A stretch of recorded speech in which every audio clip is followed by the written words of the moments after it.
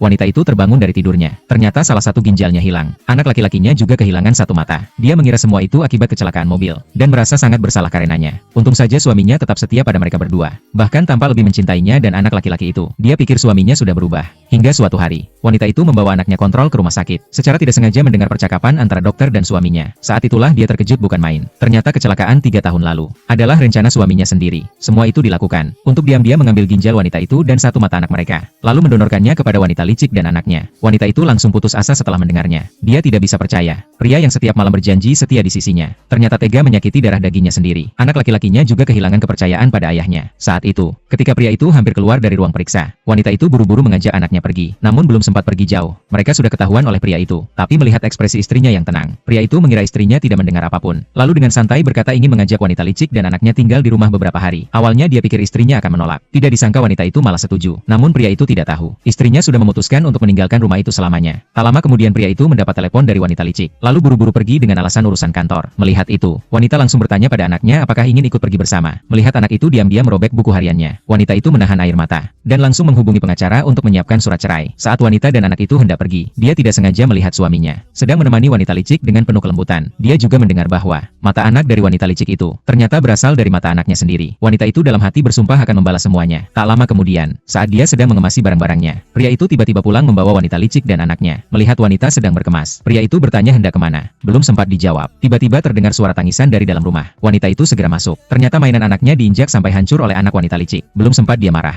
wanita licik itu malah duluan memarahi. Saat itu anaknya maju untuk melindungi ibunya, namun langsung ditarik telinganya oleh wanita licik. Wanita itu sangat marah dan langsung menepis tangan wanita licik. Tidak disangka pria itu masuk tiba-tiba, tanpa banyak bicara langsung menampar wajah istrinya. Setelah itu baru dia merasa menyesal dan terus meminta maaf. Lalu wanita licik menyuruh anaknya mengadu, dan anak itu langsung mengerti. Lalu mengatakan, ibunya telah menyakiti mereka berdua. Wanita licik juga pura-pura sedih, mengaku wanita itu selalu ingin merebut segalanya darinya. Mendengar itu, pria itu bahkan menyuruh istrinya introspeksi diri, lalu membawa wanita licik dan anaknya menginap di hotel. Keesokan harinya, wanita itu mendapat pesan dari wanita licik. Di foto terlihat, pria itu sedang merapikan tempat tidur untuk wanita licik. Wanita itu hanya bisa menggelengkan kepala, lalu menyimpan foto itu dan mengirimkannya ke pengacara sebagai bukti perselingkuhan suaminya. Kemudian pria itu mengirim pesan lagi, meminta maaf atas kejadian semalam dan mengundang dia serta anaknya ke rumah lama. Katanya untuk merayakan ulang tahun anak mereka. Wanita itu ragu-ragu tapi akhirnya setuju karena dia tahu itu akan menjadi pertemuan terakhir antara anaknya dan pria itu. Sebelum pergi, dia meletakkan surat cerai di atas meja, lalu membawa anaknya ke rumah lama. Tak disangka begitu masuk, dia melihat wanita licik sudah berada di sana dan wanita itu malah menyambut mereka dengan gaya seperti nyonya rumah. Wanita itu langsung sadar, acara ulang tahun itu hanyalah alasan untuk merayakan kembalinya wanita licik. Kemudian dia berkata kepada anaknya, jika ingin pergi, sekaranglah saatnya. Namun anak itu ingin bertemu ayahnya untuk terakhir kali. Kemudian, wanita itu membiarkan anaknya pergi bersama ayahnya, dan wanita licik pun memanfaatkan kesempatan